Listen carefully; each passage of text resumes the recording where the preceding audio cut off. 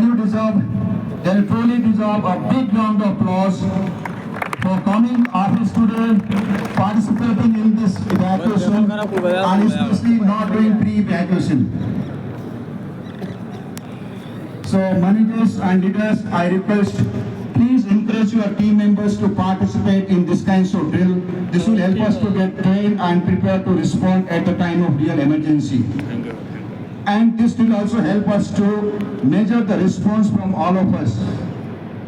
Having said that, the today's evacuation drill went well. With all your active participation and cooperation, we have achieved 100% evacuation for both the buildings. Today, the building head count for both the building is 800, and it took only 5 minutes for complete building evacuation.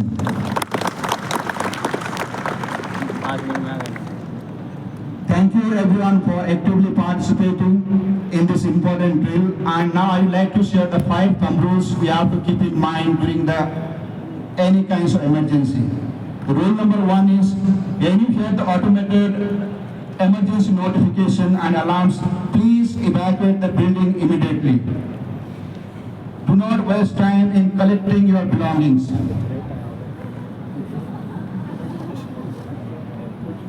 How about your mobile? You can carry. About your laptop? It's Cisco's laptop.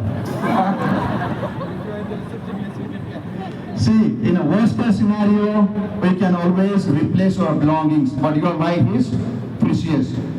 So rule number 2 is, always use the nearest and safest fire exit to evacuate the floor. The fire exits are meant to use during the emergency. They are free from any kinds of obstacles, and it will lead you to the safe assembly area.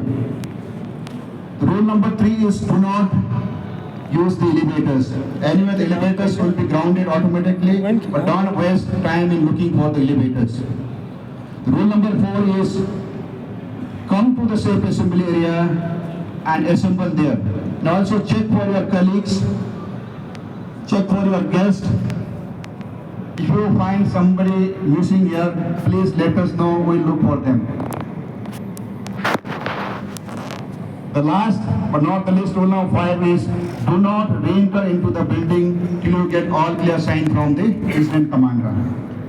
Just to add that, right, please don't use the stairways near the lift also, because that is not anyway safe. The doors will be cordoned, it will be closed anyway, but you must be using only the safe stairways which are equipped for fire evacuation only. They are near the restrooms too. Everybody will have